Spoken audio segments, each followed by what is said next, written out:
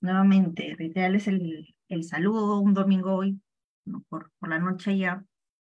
Entiendo que el diplomado ya está en sesiones avanzadas, así que vamos a ver las siguientes dos modalidades en las cuales una persona puede afectar la posesión, en este caso, ¿no? La posesión de otra, afectar sobre todo patrimonio y posesión. ¿De acuerdo? Entonces, en efecto, el tema eh, que nos conlleva el día de hoy es básicamente dos tipos penales. Vamos a ver formas simples y formas agravadas, alguna jurisprudencia también. Y nada, comenzamos. A ver, yo tengo por aquí unas diapositivas, luego ya también se las comparto, no es necesario que me noten ni nada, porque luego puedo compartir. ¿De acuerdo? Fíjense, el delito 202 es el delito que tipifica la usurpación y nos muestra cuatro modelos, ¿de acuerdo? Cuatro formas en las cuales se puede afectar, en este caso, bienes inmuebles, ¿correcto? Entonces, vamos a ver que en cada supuesto presenta diferentes manifestaciones de esta afectación, donde el legislador ha considerado desarrollarlas una por una, ¿de acuerdo? Ha considerado darles este contenido a cada una de ellas. Entonces, simplemente para hacer un recordatorio y no nos perdamos por el camino, ya que sé que ustedes tienen el Código Penal a la mano, pero aquí los tengo también colocados para que sea más sencillo, ¿de acuerdo? Entonces, el que para apropiarse de todo o en parte de un inmueble destruye o altera linderos del mismo, aquel que con violencia o amenaza, utilizando engaño o abuso de confianza, despoja a otro, total o parcialmente, de la posesión o tenencia de un inmueble o del ejercicio de un derecho real. Siguiente, aquel que con violencia o amenaza turba la posesión de un inmueble. Y finalmente, el que ilegítimamente ingresa a un inmueble mediante actos ocultos en ausencia de un poseedor, del poseedor, o con precauciones para asegurarse el desconocimiento de quienes tengan derecho a oponerse. Ya verán que son formas bastante diferentes cada una de ellas, ¿no es cierto? El legislador, como siempre, tipifica las formas de manera más general, pero también aquellas en donde se presenten la mayor cantidad de supuestos, al menos en este caso, ¿de acuerdo? En el delito de usurpación. Entonces, algunos conceptos generales, algunas consideraciones generales, ya para ir luego entrando en materia. El acto de usurpar, doctores, es algo, o la usurpación se manifiesta en este acto de usurpar algo que no le pertenece, ¿de acuerdo? En nuestro derecho penal, este término usurpar lo podemos encontrar a través de dos manifestaciones.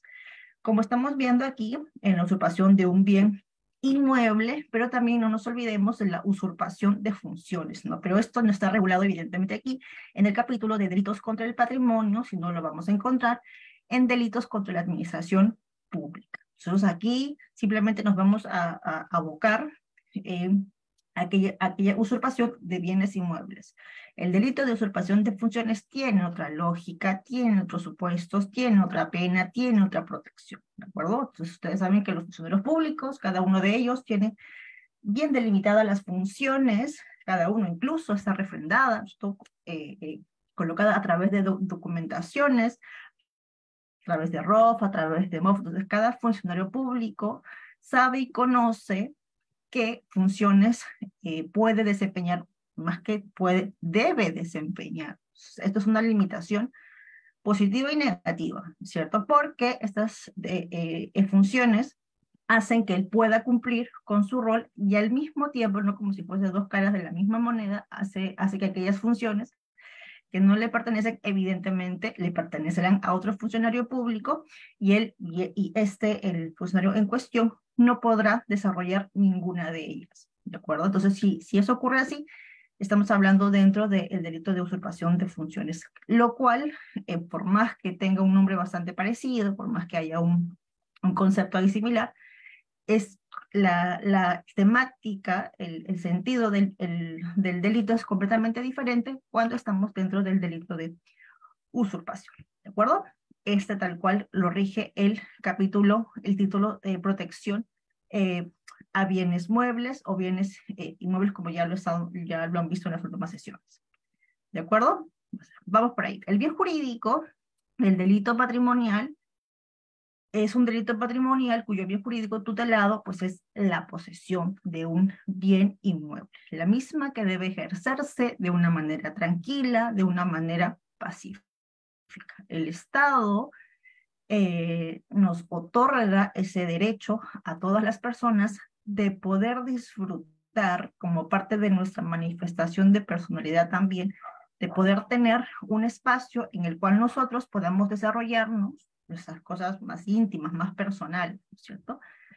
Nos podemos desarrollar de manera tranquila y pacífica, ¿no? Nadie entiende el Estado, puede pues, estar desarrollándose, haciendo sus actividades, y es que está en un constante temor o un constante miedo de que el espacio en donde habita, por ejemplo, o que tiene una propiedad, puede quitársele, puede ser de otra persona. Incluso además ha establecido y ha creado instituciones como SUNAT, como registros en los cuales, ¿cierto?, da incluso una protección adicional, ¿no? Porque claro, entiende que dentro de los miembros de la sociedad puede haber ahí un pillo, ¿cierto?, que quiera pasarse de la raya y puede, ¿cierto?, entrar en un bien inmueble, en un terreno, en una casa, en una habitación, en donde fuese, que no le pertenece. Entonces, incluso ha reforzado de diferentes maneras, tanto por la vía civil, más aún en este camino que estamos viendo ahora, o en este tema que estamos viendo ahora por la vía penal, hace una suerte de refuerzos en los cuales trata el Estado de darle tranquilidad y protección a todas las personas, ¿no es cierto?, que habitamos en este país, ¿de acuerdo? Entonces, sí que es verdad que, si bien es cierto, el Estado brindará diferentes tipos de protección en diferentes instancias, llámese derecho civil, llámese derecho penal, la manifestación de estas protecciones o el uso de estas protecciones se va a desarrollar de distintas maneras, porque el derecho civil tendrá sus requisitos, tendrá sus supuestos y todo aquello, mientras que el derecho penal se manifestará, ya veremos, a través de uso, sobre todo, de violencia, de amenaza, de abuso de confianza, de engaño. Cuando aparezcan este tipo de manifestaciones, descartaremos el uso del derecho civil y nos adentraremos a conocer el tema en derecho. Ya lo vamos a ver un poco más, pero el tema con el desalojo, ¿no? Cómo hacer con los inquilinos precarios, qué herramienta, qué rama del derecho puedo utilizar en este caso, en donde yo también, a su vez, como propietario, como legítimo propietario, por ejemplo, me vea protegido. ¿De acuerdo? Pero que sepan que dentro del ordenamiento jurídico en general existen diferentes manifestaciones de protección. El Estado ha reforzado esa protección, lo ha manifestado de esta manera, y dependiendo del caso en particular, tendremos que utilizar uno u otro camino, ¿vale? ¿Qué más? La discusión que puede haber entre dos personas o más sobre el título de un bien inmueble será conocido enteramente por el derecho privado, ¿no? Más no en el derecho penal, pues al derecho penal, solo le interesa intervenir en aquellas situaciones donde existan conductas lesivas que atenten contra el ejercicio de derechos reales que toman lugar en bienes inmuebles. Entonces, por ahí alguien podría señalar, ¿no? Pero qué uso excesivo del derecho penal. El derecho penal quiere meterse en todos los ámbitos. El derecho penal quiere estar inmerso en todas las conductas de las personas. No le basta solamente con proteger la propiedad, ¿cierto?, a través de manifestaciones como el hurto, como el robo, sino también tiene que meterse ya en bienes inmuebles, ¿no? Claro, alguien podría señalar eso, o podría pensar que se está haciendo un abuso o un uso excesivo del derecho penal. Lo cierto es, como ya refería anteriormente, el derecho penal tiene que proteger, pero solamente en aquellas situaciones en donde exista violencia, amenaza, abuso de confianza, engaño. Solamente respecto a bienes inmuebles, solamente en aquellos supuestos va a estar inmerso el derecho penal. Lo que ocurra después, como por ejemplo, pretender conocer quién es propietario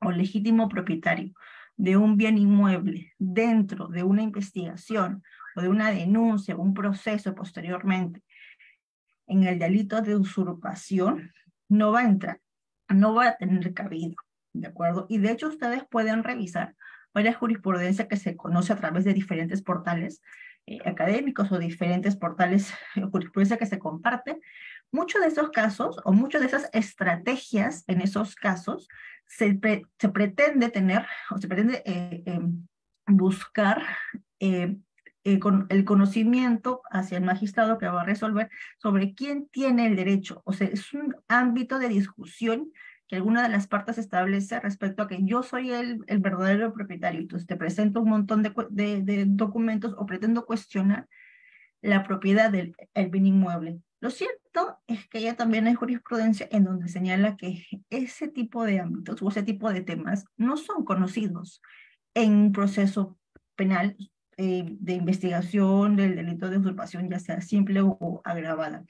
El juez penal no puede conocer ello, no tiene las herramientas para conocer, no es la finalidad, más que todo de herramientas, yo creo que no tiene la finalidad de establecer quién es el propietario de ese bien inmueble, sino lo será un juez civil a través de un proceso civil, ¿correcto? Entonces, cuando tengamos un caso de esta naturaleza, no nos preocupemos tanto por, ni tanto ni poco, ¿no? No nos preocupemos o que no sea un ámbito de nuestra estrategia establecer que yo soy el verdadero propietario, yo tengo los documentos y tal. Que puede servir, no lo niego, pero que esa no sea uno de nuestros puntos principales en la estrategia de este caso, porque probablemente el juez o el fiscal en su momento, en su oportunidad, no le tome tanto interés en este sentido, ¿de acuerdo? Sino quién tenía esa posesión pacífica en ese momento, en ese instante, cómo se manifestó, si hubo violencia, si hubo amenazas, si hubo ruptura de linderos, lo que fuese en alguno de estos supuestos, ¿de acuerdo? Entenderán que aquí, en estos supuestos, no aparece, o no, y ni siquiera es como un requisito de procedibilidad tampoco, la existencia o la acreditación de quién es el propietario. Entonces, si es que el tipo penal no lo reclama, si el tipo penal no lo exige, si no está dentro de la estructura del tipo penal, pues tampoco nos debemos preocupar porque en el proceso o en la investigación tengamos que acreditar ello. ¿De acuerdo? Son dos cosas diferentes.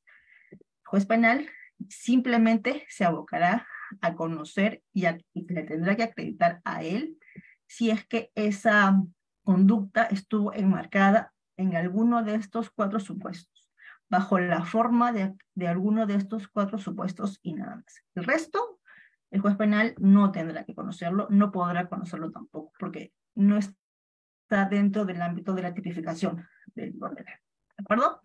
Más cosas. El derecho penal no va a intervenir ante todo tipo de ataque a la posesión. Ya nos va quedando claro eso también, ¿no?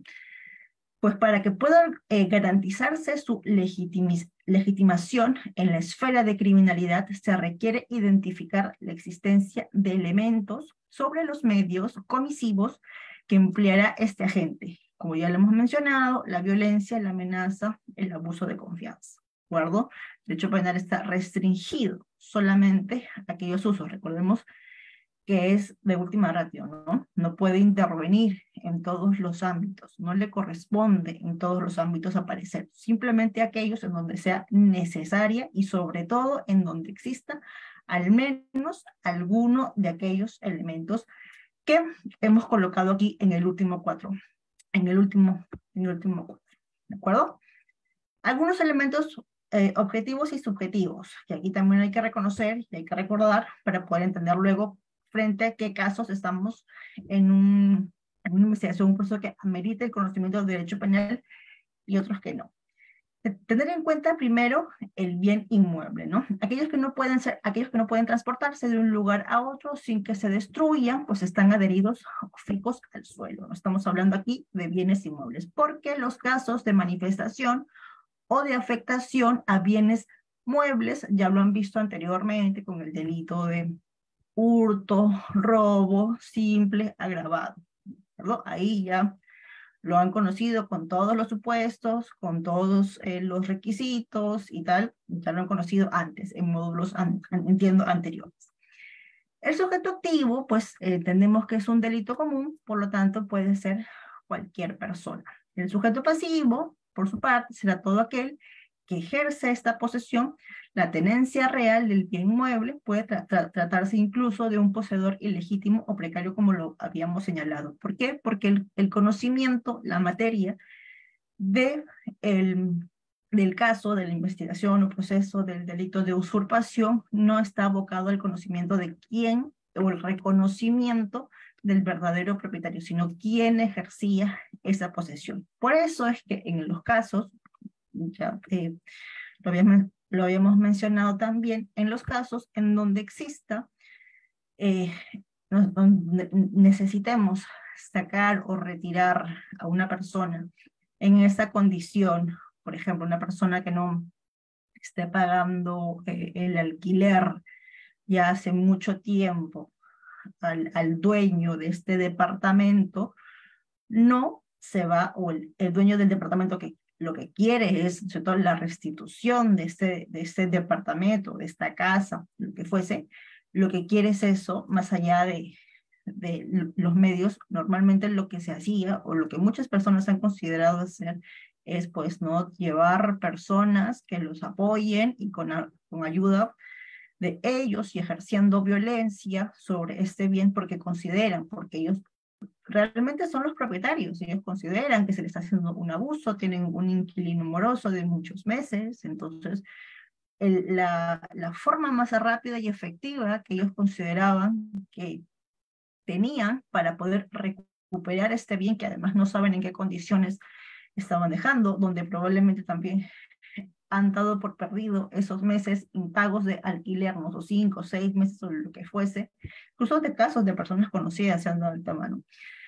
Entonces, ya, lo único que ya dice, bueno, ya no me pagues lo que me debes, estos meses ya olvídate, pero por favor vete, ¿no? La persona no se iba. Ya, pero te estoy diciendo, y una vez y dos veces, y envían cartas notariales.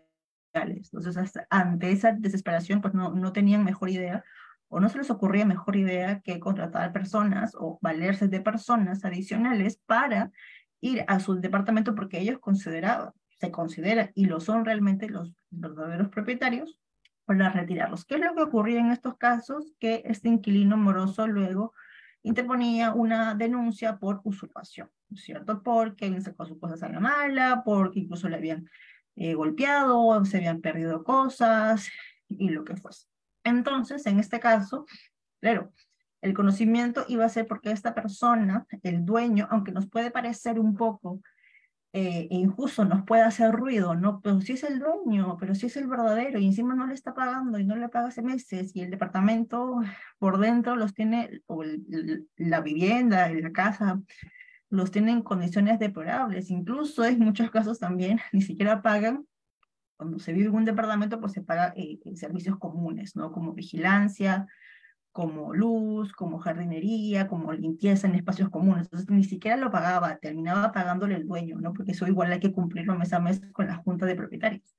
Entonces dije, ni siquiera le paga, y encima es injusto que lo denuncien por usurpación, o sea, el inquilino, perdón, el dueño aquí tiene todas las de perder, y el inquilino, por muy moroso que sea y por mucho que te destroce el departamento y no pague nada, incluso no, y se ve beneficiado. Y encima es agraviado del delito de usurpación. Y es que el derecho, doctores, lo que entiende en este caso es que yo te estoy dando las medidas.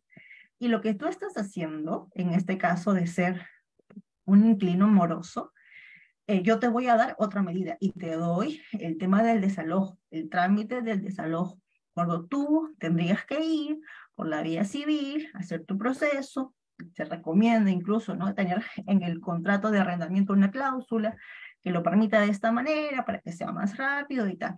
Lo cierto es que este proceso, los procesos civiles, mis queridos doctores, ustedes saben más que yo, incluso seguramente por experiencia propia, que estos casos se demoran mucho, no tienen un trámite lento, y mientras eso sucede, mientras no haya una sentencia, no hay una resolución expedida por el magistrado, pues tenemos todavía ahí al inquilino morosito, ¿no es cierto?, habitando y sigue sin pagar y sigue usando el bien, que se está, en qué condiciones lo tendrá y tal. Entonces, claro, el dueño del departamento tendría que seguir perdiendo dinero porque no es el pago del alquiler no lo está recibiendo, pudiéndolo alquilar a otra persona, y encima seguramente tendrá que pagar otros gastos propios el departamento, ¿no? Como los pagos comunes. Incluso para esto, claro, dice la gente, esto es muy, el tema civil aquí se va a demorar mucho, y es que si también me darán la razón, y pues, si me lo dan se puede apelar, y entonces lo más efectivo y lo más rápido es, ¿no es cierto?, contratar personas o valerme de otras personas, sacarlo a la mala y tener mi departamento. Claro, pero el derecho se protege incluso a este tipo de inquilino moroso, ¿no? Que nos haga ruido y tal, porque el Estado, nuestro ordenamiento jurídico, nos señala, nos indica, bueno, esa no es la manera de recuperar tu bien inmueble, tu departamento, tu casa. Te he dado otras alternativas. Si se demoró, no, bueno, eso ya es algo propio del el sistema mismo, ¿no? Ante tanta carga que tienen, el poco personal y demás, algo que ya conocemos todos y de sobra.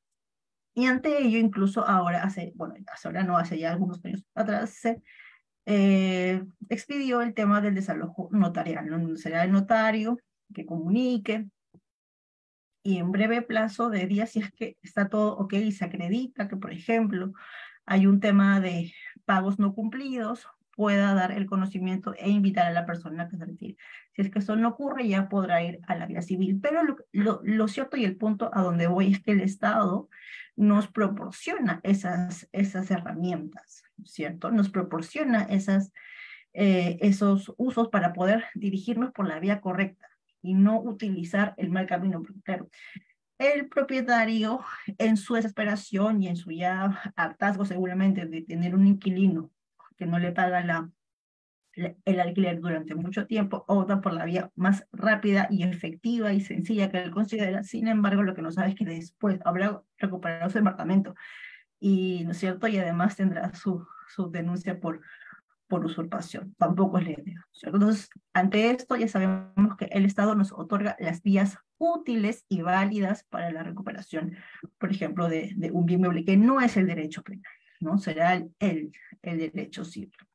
Así nos haga un poco de ruido, nos parezca injusto, la lógica del Estado y de nuestro ordenamiento jurídico ha sido esa. ¿De acuerdo?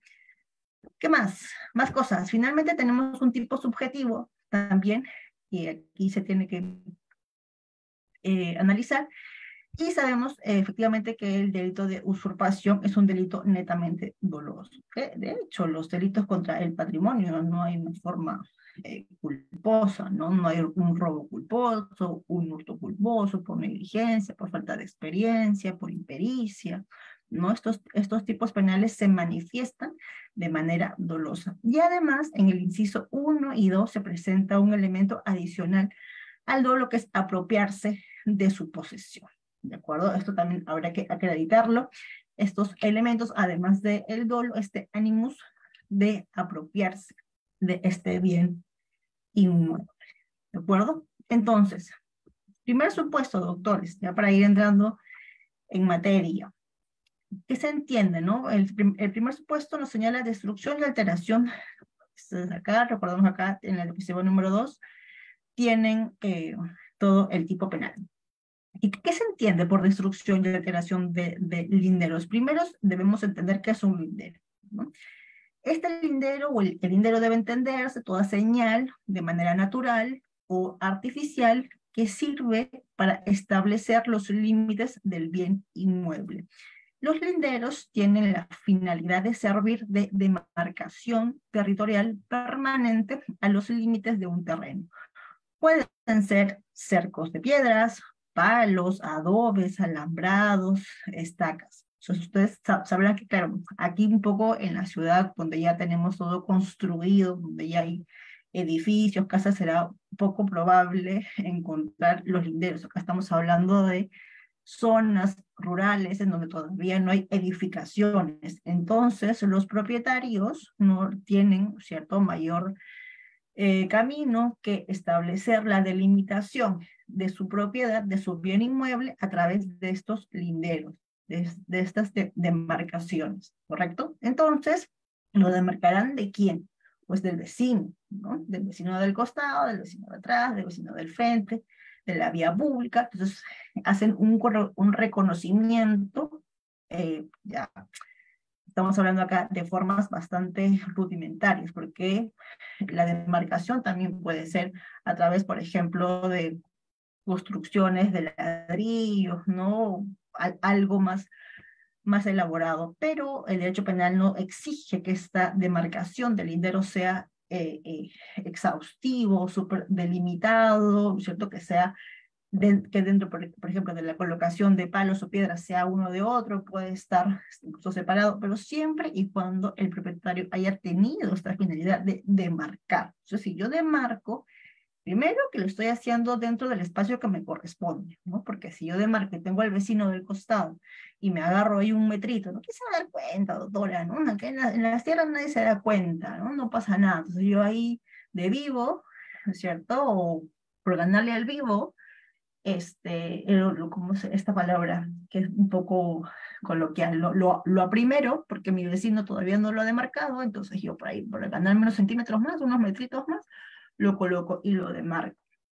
No, pues en este caso se entiende que el propietario, la persona que va a elaborar este enmarque del perímetro del bien inmueble, del terreno en este caso, conoce que ese espacio es el que le corresponde, y eso está medido incluso por la municipalidad y por registros y tal. No puede excederse, no puede ir más allá. Eso para empezar. Entonces, aquí el tipo penal está protegiendo esa correcta delimitación, ¿no? Entonces, ese vivo, ese canal al vivo, en donde a pesar que existe una demarcación, yo destruyo, altero o muevo este lindero con la finalidad de obtener más terreno, de obtener más espacio que no me corresponde porque mi terreno, que está, por ejemplo, al costado, eh, es de 120 metros cuadrados, y yo por ganarlo, ¿cierto? Yo por tener más metros en mi construcción, le quito, así sea poco, porque sí que es verdad que entenderán que tampoco el tipo penal nos ha colocado un supuesto métrico, ¿no? Que tiene que ser como mínimo, eh, la alteración del lindero tiene que, por ejemplo, ser mínimo 1 metro, mínimo 2 metros, mínimo 3 centímetros, es que ciertamente no los ha colocado, ¿no? A diferencia de otros términos, por ejemplo, en el delito de hurto, donde sí nos valemos de un elemento numérico para la valoración del bien que es sustraído, ¿no? Si, bueno, ya hay una modificatoria que tiene que ser mayor al 10% de la UIT. Antes el valor se calificaba, corroboraba con una remuneración mínima vital, pero hoy tenemos al menos una referencia métrica, ¿no? Una referencia numérica en el delito de hurto, también en el delito de daños, y nos diferenciaba si nos encontrábamos en un tema de delitos, en un tema de faltas, con las diferencias procesales que ambos implican, ¿de acuerdo? En este caso no tenemos eso, ¿no? No hay, el tipo penal no lo especifica, o sea, pueden ser 1, pueden ser 2, pueden ser 3, pueden ser 4, los metros que el vecino del costado quiere ganarse, y esto tranquilamente también configura el tipo penal. Pero que entiendan que esa es la finalidad de este primer supuesto, ¿de acuerdo? Entonces, cuando se habla de destruir, porque este supuesto habla del verbo destruir, menciona el verbo destruir, significa deshacer, inutilizar algo, ¿no? En este caso, los linderos del bien inmueble, con la intención de acrecentar su bien propio, ¿no? De acrecentar su terreno.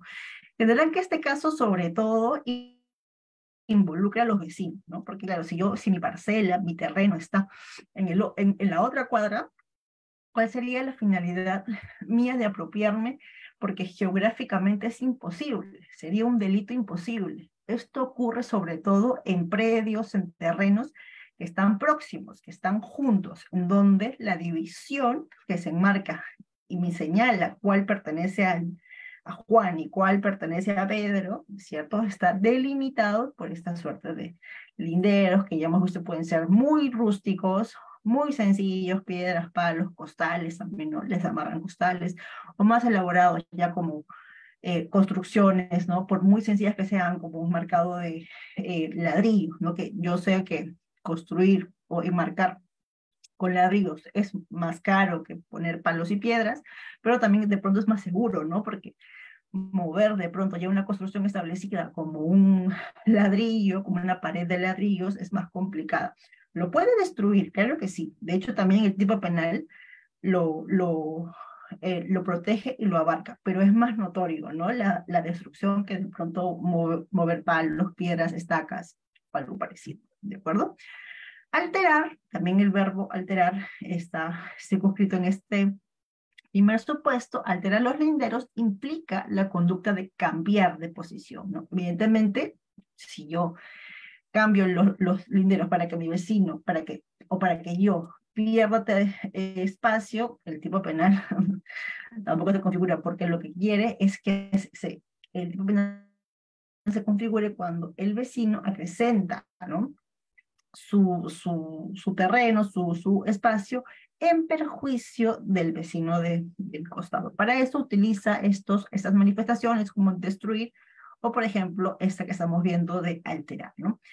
Se presupone que el autor sabe cuáles son los límites jurídicamente reconocidos, ¿de acuerdo? Porque si estuviese actuando en error, ya se conocerá y se tendrá que acreditar, también valorar si ese error fue vencible o invencible. Pero se entiende que esta persona, que este sujeto activo, este agente, está actuando, moviendo, porque sabe cuál es su límite, sabe cuál es el espacio que le corresponde, pero él, por un ánimos de querer más espacio de terreno en perjuicio del vecino del costado, ¿cierto? Incrementa este espacio moviendo o alterando este lindero, que ya veremos que dependiendo del lindero también será más fácil su detección o no, ¿de acuerdo? Pues la mayoría de estos casos se presentan en terrenos pues, agrícolas, terrenos todavía rústicos, donde no se encuentren con planos o perímetros o áreas limitantes exactas, ¿no? Donde todavía no se tiene una delimitación exacta. ¿De acuerdo? Claro, en la ciudad de aquí donde ya hay construcciones y edificaciones es más difícil de encontrar este tipo de casos, ¿no? Aquí en la ciudad nos topamos más con casos de inquilinos morosos. No, eso es un poco pan de cada día, ¿no? Aquí este primer supuesto se da todavía en espacios rurales, ¿de acuerdo? Entonces, aquí tenemos, por ejemplo, una jurisprudencia que les quiero compartir. Acá tienen el expediente, lo pueden ubicar en internet también. Es el 4534 del 2015. La usurpación en la modalidad de alteración o destrucción de linderos exige como elemento subjetivo apropiarse de todo en parte de un inmueble. Fíjense, este es el considerando que más resalta y que más nos interesa. Lo he colocado aquí. Miren, tal como se ha precisado en el análisis dogmático de la conducta imputada, el tipo penal de usurpación en la modalidad de alteración o destrucción de linderos exige un componente subjetivo diferente al dolo. Es decir, exige un elemento de tendencia interna trascendente que se ve materializado en el elemento subjetivo para apropiarse de todo o en parte de un inmueble. No es suficiente con que se alteren los linderos objetivamente, ¿no? La relación del tipo objetivo. Tampoco es suficiente que el objeto obre con dolo de alterar los linderos. Es además necesaria la ultraintención o tendencia interna trascendente de querer apropiarse total o parcialmente un inmueble. Es importante precisar la exigencia de este artículo, el 202.1 del Código Penal, para apropiarse de todo o en parte de un inmueble, no solo debe ser afirmada, sino además probada, ya sea con prueba directa o con prueba indirecta, para atribuir esta ultraintención por parte de la gente. ¿De acuerdo? Lo dejo por ahí la jurisprudencia. ¿Qué más? Tenemos el despojo de bien inmueble utilizando violencia, amenaza o abuso de confianza. Por despojo se entiende todo arrebato, desposesión a su titular de la posesión, tenencia o ejercicio de un derecho real, ¿no? Lo que se protege es la posesión que se ejerce sobre un bien inmueble, lo que veníamos comentando en minutos antes. No puede concretizarse cuando el agente invade el bien inmueble, se mantenga en el inmueble en contra de la voluntad de un legítimo poseedor o tenedor, o ya sea expulsando del bien inmueble a la víctima. Este sujeto pasivo puede serlo tanto el poseedor como el tenedor de un bien inmueble. Aquí lo que interesa y lo que se sanciona a través de este supuesto Es siempre el uso de estos elementos de violencia, el uso de fuerza física suficiente, que implica el uso de una fuerza física suficiente por parte de la gente para poder eh,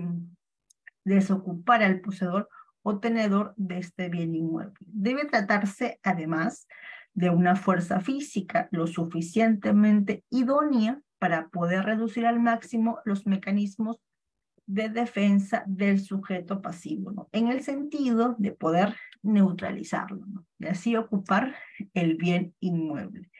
Si esta violencia que se ejerce es orientada a ingresar al bien inmueble, pero no para proceder a la desocupación del poseedor, no estamos frente a la figura del análisis, sino, por ejemplo, ante la tipicidad de un allanamiento de domicilio. ¿Cuál va a ser esta diferencia? Porque en un primer momento podría confundirse, ¿no?, el allanamiento con el delito de usurpación en esta modalidad. ¿Cuál va a ser esta diferencia que nos va a poder advertir en qué caso estamos frente a un allanamiento y qué caso estamos frente a una usurpación? El ánimos, la intención del sujeto activo. ¿Qué es lo que va a querer este sujeto activo? Se entiende que cuando vamos a estar o que estamos frente a un delito de usurpación es porque este sujeto activo quiere poseer este bien inmueble, desea, emplea violencia, amenaza, abuso de confianza para lograrlo. Esos elementos se va a valer, ¿de acuerdo? Pero en verdad, la intención que él desea tener a través de la aplicación de violencia, amenaza o abuso de confianza es quedarse con ese bien inmueble, ¿de acuerdo? Retirar, que ya no sea la otra persona, en este caso el agraviado, quien esté en posesión de este bien inmueble, sino más bien que que sea él, el agente, que sea él el que esté en posesión de este bien inmueble. El de allanamiento no, el allanamiento únicamente quiere entrar en contra de la voluntad del poseedor, del poseedor que está en ejercicio de ese bien inmueble y nada más. No tiene intención de quedarse, no tiene intención de sacarlo, no tiene intención de que él sea el poseedor, el nuevo poseedor de ese bien inmueble. Simplemente tiene la intención, incluso en términos temporales, ¿de acuerdo? También se ve una diferencia porque el allanamiento es más breve, es cierto, simplemente tiene la intención quizás por otros objetivos, por otras circunstancias y nada más. Pero la gran diferencia va a ser el ánimos que va a presentar este sujeto activo en referencia, de acuerdo a la intención que él va a tener. Sí que es verdad que en un primer momento va a ser bastante, de pronto, difícil, ¿cierto?, de entender, porque objetivamente o ontológicamente hablando, en la realidad, ambos van a hacer lo mismo, tanto el que allana como el que va a usurpar, van a utilizar violencia, amenaza o abusos de confianza, ¿no?, y tal, para acceder al bien inmueble. Sin embargo, en el desarrollo de esta conducta se podrá advertir si es que estamos frente a una intención de despojar, de retirar, de quitar al poseedor de ese momento para él ser el nuevo poseedor, o simplemente estamos frente a un ingreso a un bien inmueble y nada más. Y luego de conseguir un determinado fin, ya se retira y no le va a despojar de nada, ¿no? De nada, ¿de acuerdo? El despojo se realiza por el anuncio de la realización de un mal, ¿no? Si es que el despojo se realiza por el anuncio de una realización de un mal futuro, estaremos frente a una amenaza, ¿de acuerdo? Esta amenaza está dirigida a ¿qué? Pues a coartar la decisión de la víctima del agraviado bajo un estado de plena libertad, mediante el anuncio de la realización de un mal inminente sobre los bienes jurídicos fundamentales de la víctima o de tercera persona relacionada con la víctima con la finalidad de intimidarlo. La amenaza es el anuncio de un mal a futuro, pero también de un mal o el anuncio de un mal idóneo, ¿no? Del anuncio de un mal que tenga esa eficacia suficiente por parte de la víctima que haga, ¿cierto?, que se retire de ese bien inmueble. Si es una amenaza con una intensidad bastante baja, no va a lograr el efecto que la gente desea conseguir, que es que el poseedor de ese bien inmueble en ese momento se retire, ¿cierto? Y él tener esa condición de poseedor a futuro, ¿de acuerdo? Entonces, esta amenaza tiene que ser de una intensidad superior que haga que el agraviado que está en posesión de este bien inmueble se retire, ¿de acuerdo? Entonces, este empleo de amenaza también requiere consigo la inmediata respuesta del agraviado. Por eso el grado de intensidad, ¿no? Cuanto más grande sea la intensidad de esta amenaza, idónea, por eso se habla de un elemento de idoneidad, es necesario tener la respuesta también del agraviado. ¿De acuerdo? En cuanto al engaño, al elemento engaño, constituye una simulación de sucesos, situaciones, de hecho, tanto materiales, pero también psicológicas, para que la víctima caiga en error, ¿de acuerdo? Esté inmersa en una situación de error. No es necesario que exista una relación previa entre autor-víctima, sino que incluso puede producirse en el mismo acto. Este engaño también tiene que ser idóneo, también tiene que ser suficiente. Por ejemplo, se retira de su propio terreno para que el imputado ingrese con la anuencia del propio agraviado, es decir, sin mediar violencia ni amenaza, y finalmente se tome posesión. Entonces son manifestaciones o son formas en las cuales el sujeto activo puede utilizar. Dependerá de cada caso, ¿no? Si estoy, por ejemplo, frente a unos ancianos, una amenaza será suficiente, ¿no? Porque, claro, son personas mayores, donde su capacidad de respuesta es menor, se encuentran solos, entonces empleando de todos estos supuestos una amenaza con una intensidad media será suficiente, ¿no? Pero si estoy frente a personas que pueden defenderse porque no van a caer frente a una amenaza o a un abuso de confianza, entonces tendré de pronto que utilizar la violencia. Esa decisión que haga pues será por parte de la gente, ¿de acuerdo? Que evaluará cuál va a ser la medida más efectiva para poder conseguir lo que él desea, que en este caso es la obtención de este bien inmueble, ¿de acuerdo? En cuanto al empleo de abuso de confianza, la condición es que previamente tiene que haber una relación, ya sea de tipo familiar, amical, profesional, laboral, entre el imputado y el agraviado, para que precisamente se produzca este grado o lazos de confianza mutua que requiere el tipo penal.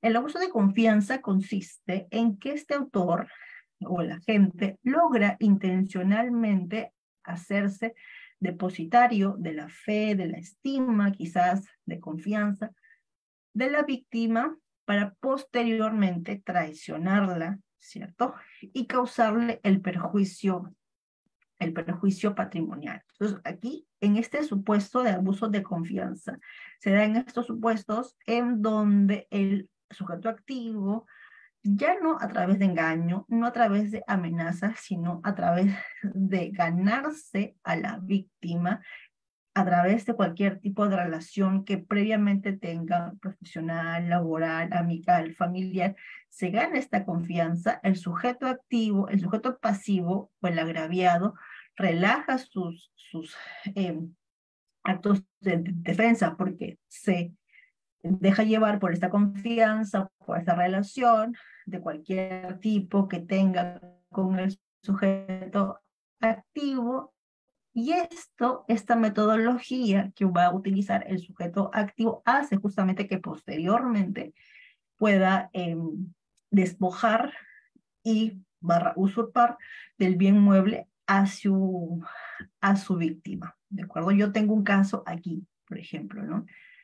La forma como adquirió este derecho real fue por confianza, que depositó en su persona la agraviada, quien le brindó alojamiento en dicho inmueble mientras laboraba como albañil hasta que pudiera conseguir un lugar donde vivir. Esta circunstancia es plenamente reconocida por el imputado, que siendo así, ha procedido a trastocar el título por el cual le fue entregada la posesión del bien inmueble toda vez que lo poseyó para efectuar reparaciones en el sentido que actualmente pretende ilegítimamente como un bien sujeto a la garantía real en su favor, siendo irrelevante para la configuración del tipo y la responsabilidad de su conducta los móviles que alega con el único fin de enervar su responsabilidad penal. O sea, en este caso se trata de un albañil que iba a realizar reparaciones en en la casa, en el departamento de otra persona, y que no contaba en ese momento por temas económicos con recursos para poder alquilarse un cuarto, un departamento y demás, ¿no? En donde pernoctar en los días que iba a trabajar haciendo reparaciones. Entonces el propietario, el dueño de esta casa le dijo, bueno, no te preocupes, ¿de acuerdo? Deja tú tranquilo que mientras haces estas reparaciones puedes quedarte aquí también pues a vivir.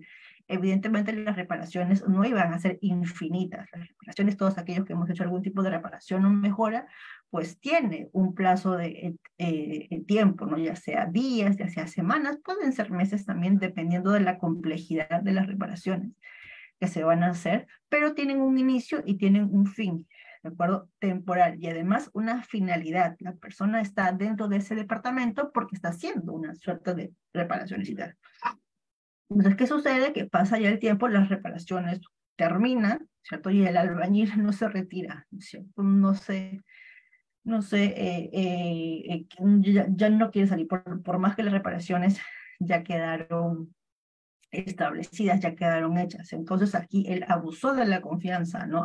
Preexistía una relación, en este caso laboral, con él y la agraviada, y abusando de esa confianza, pues decidió quedarse un tiempo más, y eso no está permitido y también es recogido por nuestro Código Penal, ¿de acuerdo?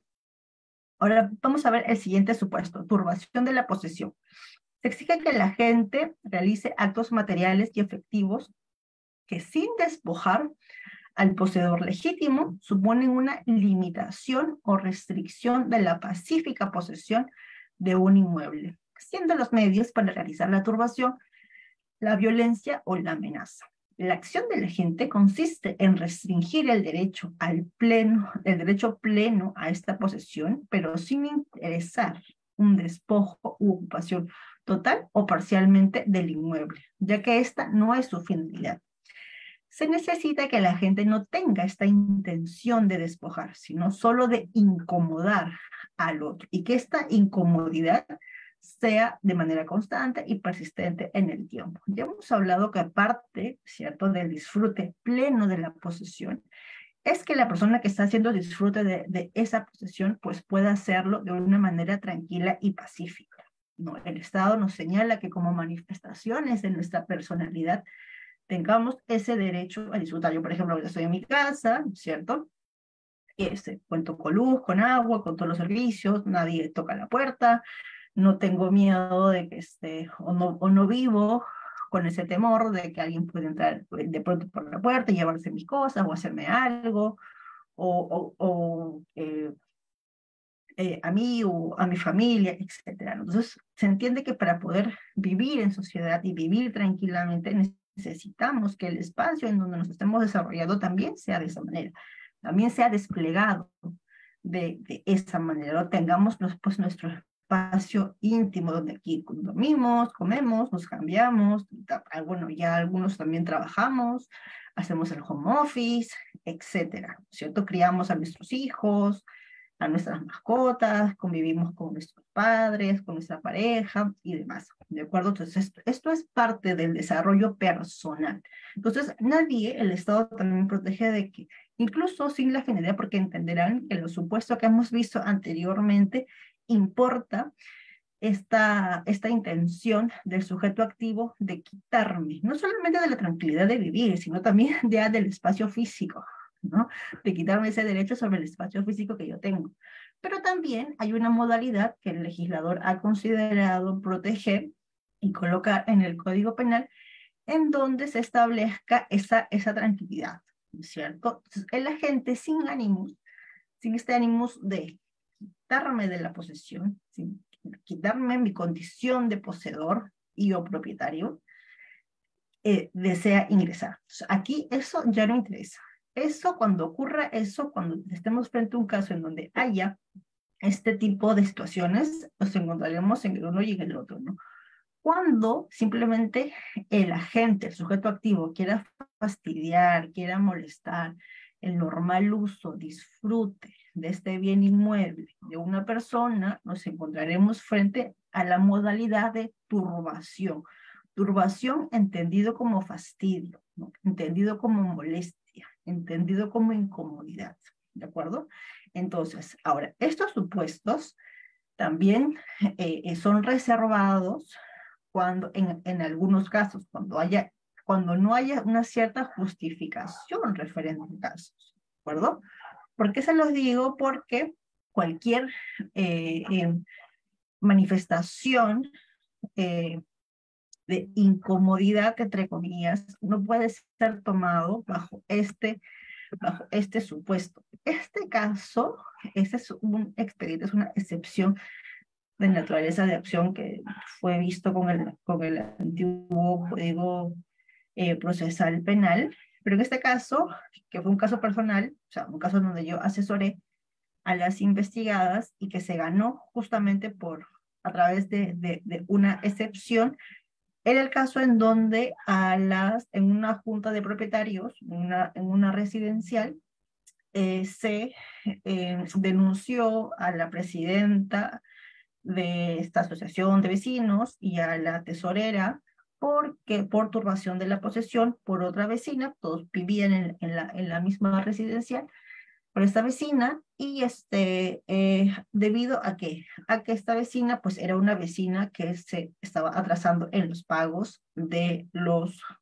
servicios comunes. Todos aquellos que vivimos en un departamento o en una residencial saben que, ya se ha comentado que hay que hacer pago de jardinero, pago de limpieza, pago de seguridad, jardinería, etcétera, ¿cierto? Entonces, esos pagos se dividen de manera proporcional, igualitaria, y dependiendo de la junta de propietarios, se divide entre todos los dueños de los departamentos, del edificio, de la residencial, etcétera, ¿no?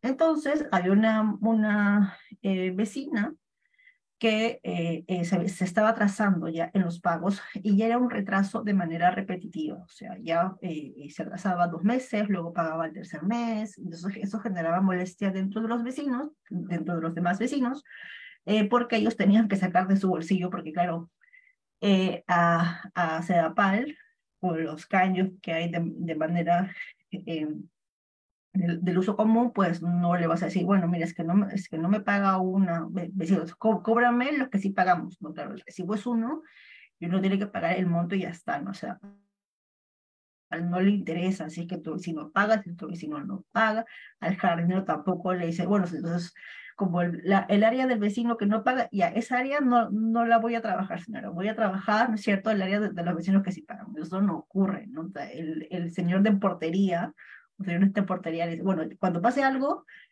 solamente voy a avisar o voy a cuidar a los vecinos que sí pagan, los vecinos que no pagan. No ocurre eso, ¿no? Entonces, eso perjudicaba a los vecinos que sí pagaban porque ellos tenían que sacar de su bolsillo para poder cumplir con todos los pagos. Entonces, ante cansados ya de esta conducta repetitiva, en donde ya les había comunicado, donde ya les habían advertido las juntas de propietarios que continuarían, se iba a cortar el servicio agua, eh, de agua potable, ¿cierto? Como una suerte de presión para que tenga más seriedad al momento de los pagos, porque tampoco acreditaba o la señora tampoco comunicaba de que es que tengo problemas económicos ni nada, simplemente la señora no pagaba y ante los comunicados hacía caso, no se manifestaba. Entonces, en una reunión, ¿cierto? Los propietarios decidieron unánimemente cortarle el servicio porque claro, portería y jardinería entenderán que delimitar esos servicios a los que pagan y los que no pagan es bastante complicado, por no decir imposible, ¿no? Entonces decidieron cortarle ante esta forma de circunstancias que ocurrían, decidieron cortarle el agua. Y claro, y ahí sí la vecina explotó, ¿no? Llamó a la policía para constatar lo que había sucedido. Era una llave, esta llave tenía la llave de la, a su vez tenía una caja que estaba como una llave, no sé cómo la presidenta tenía el acceso, simplemente abrió la llave con la tesorera, ambas, le dijeron al de seguridad que por favor cortaran el agua, ¿no? Y ya está. Eso conllevó a que la señora pues sí le pusiera una denuncia por turbación de la posesión, porque señaló que los días, en verdad fueron 2 días que se demoró, porque ahí sí se puso al día en los pagos después de 48 horas, se puso al día en los pagos, pero dijo que en esas 48 horas había sufrido de turbación de la posesión porque ella no contaba con el servicio de agua, que ya tenía niños pequeños que necesitaban, también tenía los padres mayores, ella misma para ir al trabajo y tal, que había sido muy complicado poder desarrollar sus actividades por muy poco plazo, que sea de 48 horas, había sido complicado, y el tema pasó por el tema de investigación, pero luego a través de una excepción se salió, o sea, se decidió lo siguiente. Fíjense, en el considerando número 10 dice, si bien es cierto, estas, ¿no?, en referencia a las procesadas, colocaron grilletes y candados sobre las válvulas de las agraviadas, esto no se hizo con el ánimo de perturbar su posesión, ni para apropiarse del bien inmueble, por más que esto no está considerado dentro de este supuesto, ¿no? De los agraviados, sino a consecuencia de un aparente estado de morosidad de los agraviados, con la finalidad que estos pues paguen su deuda, ¿no? Por tanto, el hecho denunciado no constituye un hecho típico de usurpación agravada, por lo que corresponde se declare fundada la excepción de naturaleza de acción. Entonces, sí que es verdad que también en muchos casos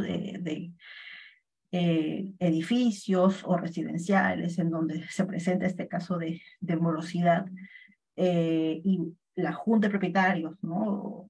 O la coordinadora o quien haga sus veces decide pues ejercer algún tipo de presión, los vecinos morosos con estos pagos, ya no del alquiler, sino con el uso de los bienes comunes que hay que pagar sí o sí cada mes, y que cada persona que vive en un departamento conoce y sabe que son gastos adicionales a la hipoteca, al alquiler que hay que pagar, se valían, ¿no? De que, ay, me están turbando la posesión, porque yo no puedo bañarme, yo no puedo ir a trabajar, yo no puedo cocinar, pero un momento, acá lo que se necesita para acreditar esta turbación de la posesión es que tú hagas de que yo, porque la vecina me cae mal y porque, ¿no es cierto? Cada vez cada vez que la veo bajando, me la encuentro bajando en el ascensor, como no me saludo, entonces me cae mal, entonces yo voy de manera deliberada para molestarla, ¿cierto? Y hago que corten el agua, ¿no? A lo que cuál sea tu fundamento, cuál sea tu justificación.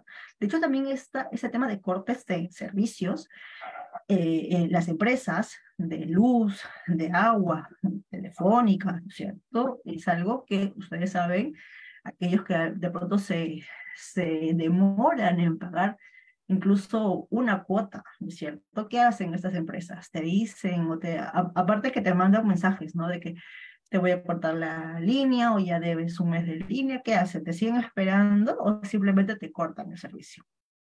Te cortan el servicio, ¿no? Si no y te vuelven a colocar el servicio una vez que has pagado. Incluso te cobran un concepto de reconexión, ¿no? O sea, si de pronto ya tu cuota vencía hoy, 6 de mayo, y te demoras en pagar 3 semanas más o 4 semanas más, pagas la cuota que debes, y además pagas un concepto de reconexión, que es de 10 soles, 5 soles, ¿no? Tampoco es un monto elevado, pero estas empresas sí lo hacen. Entonces, de pronto, ¿por qué una junta de propietarios, de acuerdo?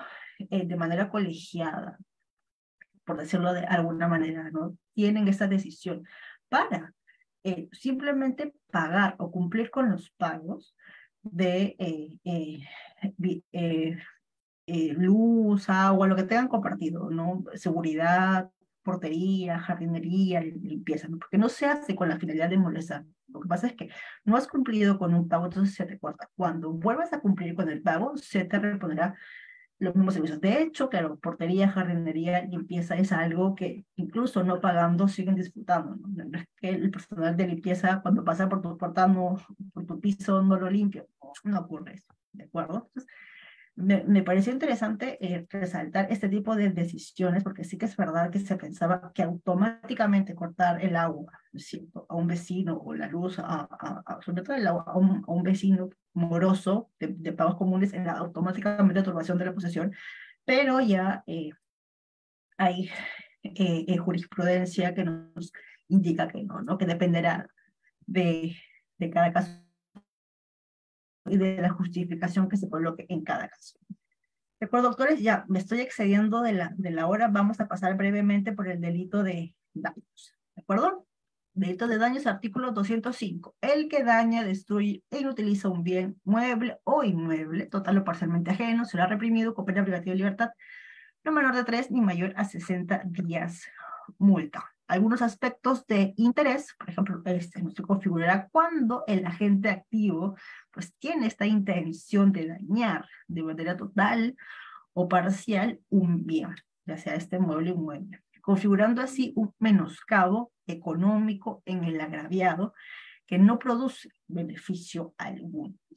Todos tenemos en nuestra esfera de dominio ciertos bienes muebles o inmuebles, y estos bienes representan, tienen un valor económico reconocido también socialmente, ¿no? Acá no estamos hablando de bienes que tengan un valor personal. Es que yo tengo esta cadenita, ¿no? Por ejemplo, esta cadenita que me la compré, me la regalaron, pero en verdad es de los chinos, ¿no? Es de AliExpress, pero me la regaló una persona muy especial, ¿no? Me la regaló una persona demasiado especial y esto para mí tiene un valor inmesurable, ¿no? O sea, tiene un valor, o sea, si fuese de Tiffany, oh, a mí, yo prefiero quedarme con esto. O sea, si me dice, te lo cambio por un colgante de Tiffany. No, es que para mí no vale, no tengo ningún, porque para mí la persona que me lo regaló esto lo hace demasiado especial. Claro, y el valor económico de AliExpress, de una cadena de AliExpress de China, pues es de $2. ¿No? Lo que importa es la intención, profesora, lo que importa es el valor. Ya, puede tener mucho valor para ti, ¿no? Puede ser muy bonito y un bonito detalle por alguien que te lo dio en algún momento, puede reflejar muchos sentimientos o recuerdos de una situación, de una persona, pero lo que aquí se interesa, o lo que aquí se interesa es reconocer aquellos bienes o darles protección a aquellos bienes que tengan un valor económico, pero también que sea un valor económico objetivo, ¿no? Que tenga este valor para mí, para los demás. ¿Y cómo se manifiesta este valor objetivo? Pues a través de cuánto ha costado cuál es el valor que representa este bien, ¿no? Y de hecho ya tenemos la diferenciación de los daños en cuanto a un tema numérico superior a 10 UIT, al 10% del valor de una UIT por año, porque saben además que la UIT cambia cada año, entonces estaremos frente a la presencia de un delito. Cuando sea menor a este, estaremos en presencia de una falta, llevados por el proceso de delito o faltas con las diferencias que en ambos existen, ¿de acuerdo? Entonces, eso como primer punto. Entonces también, lo señalamos, se protege la capacidad de disposición, ¿no?, que tiene el propietario sobre la cosa. Por eso se afecta materialmente el mismo en la medida en que tiene pues una determinada relevancia económica, ¿no? Y esa capacidad de disposición que aparece protegida jurídico-penalmente, ¿no? Todas aquellas personas que tenemos en nuestra esfera de dominio algún bien, pues tenemos, nosotros los propietarios sabemos qué uso y disfrute le vamos a dar a este bien, si lo vamos a tratar bien, si vamos a ser cuidadosos, si no vamos a ser cuidadosos, eso ya corresponde a nuestra esfera, ¿cierto? No a un tercero. Nosotros como propietarios decidimos cuál va a ser el trato o el comportamiento respecto a esos bienes muebles o inmuebles que tengamos, no el tercero. Entonces, cualquier conducta que algún tercero decida hacer sobre la conducta del sujeto activo, y esto involucra un menoscabo propio al valor de ese bien mueble o inmueble. Ahí estamos frente a al tipo penal de daños, ¿de acuerdo? El sujeto activo puede ser cualquier persona, salvo evidentemente el mismo propietario, ¿no? Sí podrá ser sujeto activo, el poseedor activo y poseedor no propietario, el tenedor también, el usufructuario. En caso de existencia de copropietarios, uno de ellos podrá ser sujeto activo siempre y cuando haya existido una correcta delimitación del objeto a ser dañado o el objeto dañado, ¿de acuerdo? El sujeto pasivo será aquel a quien la ley le reconoce como propietario. ¿Qué más? Recae la acción sobre bienes muebles, inmuebles, el Código Penal lo indica, y estos deberán ser susceptibles de ser cuantificados económicamente. ¿De acuerdo? Quedan excluidos los bienes que no son de nadie, ¿no? O los bienes que son de todos al mismo tiempo, ¿no? Sobre todo los bienes olvidados, los bienes que no pertenecen a nadie. Claro, ¿quién va a ser el considerado o quién va a ser el agraviado en este caso? Si es que no existe una condición necesaria que reclama el tipo penal, que es la existencia de un propietario, ¿no? Aquí, aquí no se apreciaría ese tema, o la tipificación del delito de daños. Si no serán documentos que lleven, por ejemplo, intrínsecamente un valor monetario. ¿De acuerdo? ¿Qué se entiende por la acción de dañar? Consiste en la realización de actos materiales que provocan siempre un menoscabo, ¿no? Una afectación a la estructura integral de un bien, cuando se produce una afectación de su configuración personal. Todos los bienes, llamémosle, por ejemplo, pongamos en el caso de un bien mueble, tienen per se, representan un valor, ¿de acuerdo? Tienen que tener además un valor. No hablemos del valor personal, anímico, emocional, sentimental que le demos, que también es válido, que cada cosa, pues me regalaron algo, me compré esto con mi primer sueldo, cuando era practicante, me lo regaló una persona muy especial, me lo regalaron mis abuelitos, lo compré en el extranjero, en el primer viaje que hice al extranjero. Todo eso, esas emociones o representación valorativa nuestra que tengamos respecto a este bien es válido, está súper bien. Pero aquí, nuevamente, lo que necesitamos es eh, esa representación económica objetiva socialmente.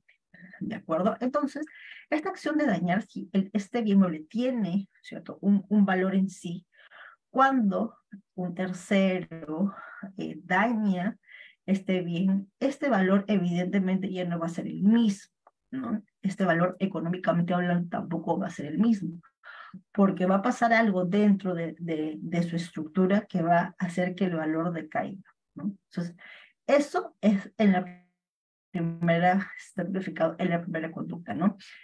La gente no busca destruir ni utilizar el bien, o sea, dejarlo sin uso, sino deteriorarlo para que no siga cumpliendo con su finalidad normal. Todos los bienes también tienen una finalidad, ¿no? Supongamos que con este colgante, con este collar, pues tiene la finalidad de embellecer, ¿no? De elevar el outfit, como llaman las chicas, ¿no? Pero claro, si de pronto la cadena, que es dorada, se mancha con una sustancia, ya no hace que su integridad sea dorado, sino de pronto está rojo, entonces ya no se va a lucir igual, ¿no? Ya no vas a tener de pronto el mismo valor, pero también ya nadie se va a querer colocar un colgante que tenga, ¿no?, la mitad de la mancha roja o negra, un color bastante llamativo, ¿no?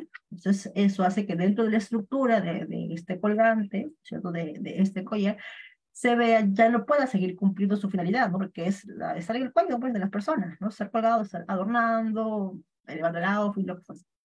Y no, esto ya, pues, va a decaer, ¿de acuerdo? Cuando se rompe, por ejemplo, la parte de una estructura, se quiebra las patas de una mesa muy costosa, ¿no? Imagínense esas mesas hechas todas de madera muy cara, o tienen aplicaciones de mármol, o tienen fierros secados al horno, no sé, unos detalles que le ponen, de pronto no la mesa, ¿no? Que compramos en el Saga, ¿no? Que con precios bastante económicos, ¿no? Sino mesas de pronto más costosas que sean pues, superior al 10 de siempre, ¿no?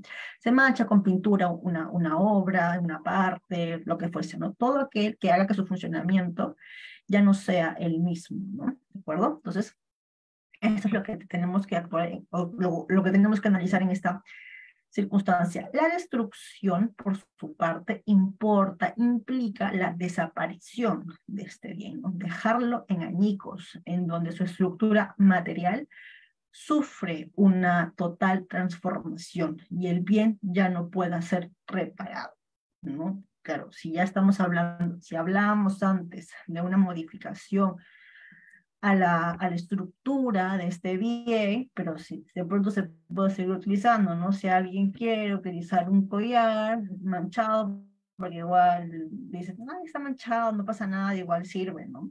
El broche igual sirve y tal, bueno, lo puede hacer, pero en el caso de destrucción ya no ocurre lo mismo. En el caso de destrucción ya estamos frente a añicos, ya el bien ya de pronto esto ya no es un collar, de pronto ya esto simplemente son retazos de metal, ¿no? Ya no estamos frente a ya no puedo recuperarlo, porque de pronto puedo decir, ay, pero si está manchado simplemente con brasa, ¿no? Lo quitas y vuelve a ser lo mismo, ¿no? Vuelve a ser el mismo colgante. Pero en el caso de destrucción ya no ocurre eso, ¿no? Por ejemplo, se puede destruir el bien cuando se prende fuego, cuando se golpea con una fuerza bastante intensa, ya que esté bien, ya por ninguna circunstancia vuelva a ser el mismo, ¿no? Ni siquiera a media caña, ¿no? Como diríamos, ni siquiera a medias luces, sino es que simplemente ya no puede ser el mismo, ¿de acuerdo? Entonces, finalmente, una jurisprudencia más en cuanto al delito de daños. Así, según la doctrina nacional, dañar, este acto consiste en disminuir siempre el valor patrimonial, ¿no? De un bien mueble o inmueble, comprometiendo fundamentalmente el aspecto corporal o material con que está construido o hecho.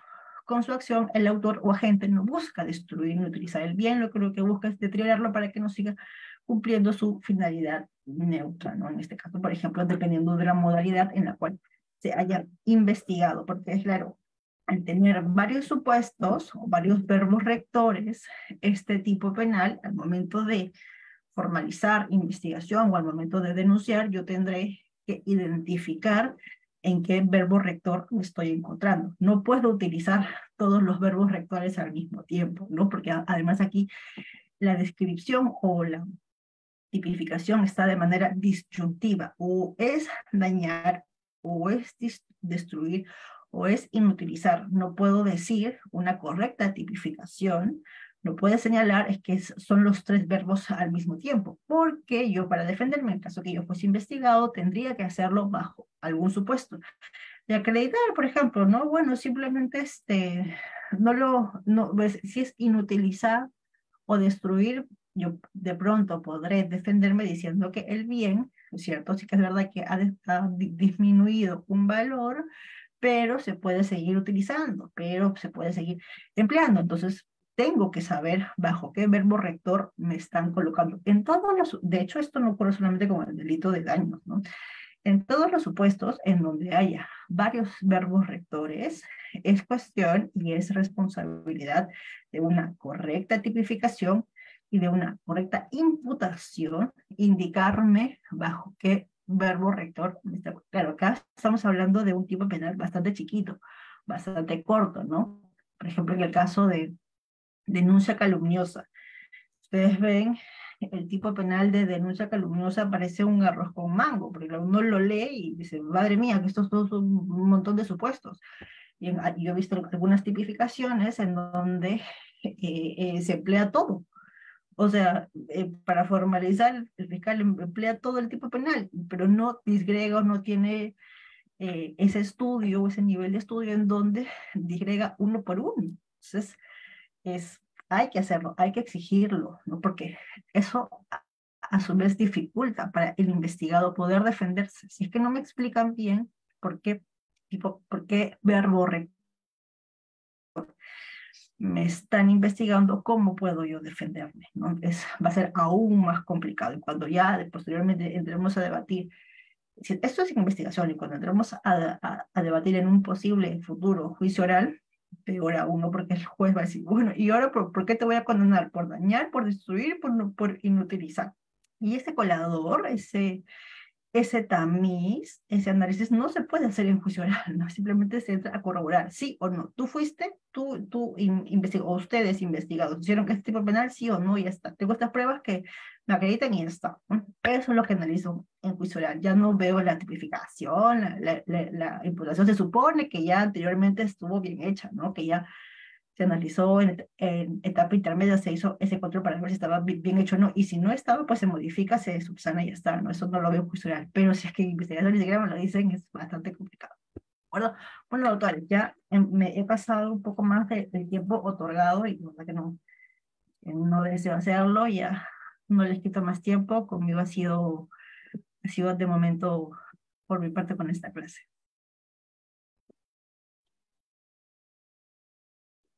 Gracias, doctora Juliana, por esta presentación. Tenemos aquí una pregunta para poder culminar.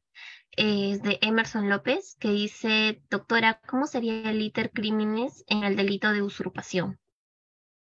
Y ya, pero me tendría que especificar en todo caso cuál de los supuestos, ¿no? Porque ya hemos visto que hay varios supuestitos aquí para indicar, ¿no? ¿Cuál de ellos quisieras Oh, saber? claro, Emer, a ver si puedes, por favor, en el chat ponerlo cuál de los supuestos para que la doctora te pueda responder. Entonces, la siguiente es de Salvit, que dice, si una persona tiene título, alquiló su casa sin papeles y ahora no quiere salir, ¿qué puede hacer? El inquilino no quiere pagar y no quiere salir, ¿qué se hace? Podría acreditar con otros medios, con otros elementos de convicción el tema del alquiler. Sí que es verdad que en nuestro supuesto el elemento idóneo, el elemento ideal es el contrato, ¿no?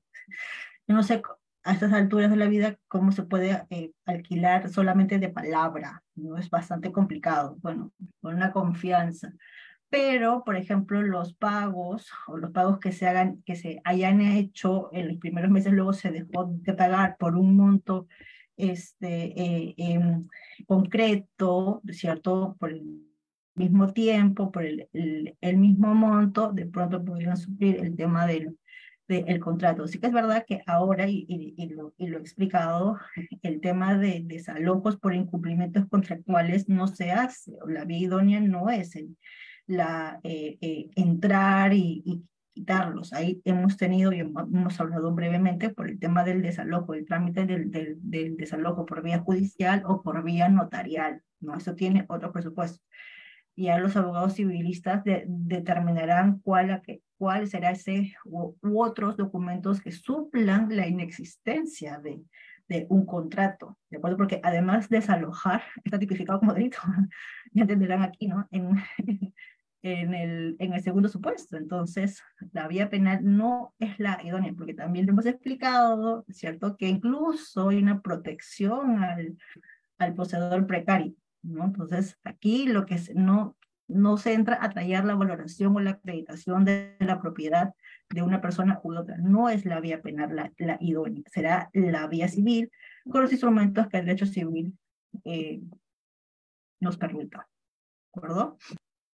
Ok, la siguiente consulta es, si se realiza un contrato de alquiler, ¿cuánto tiempo se debería de ser el plazo de renovación?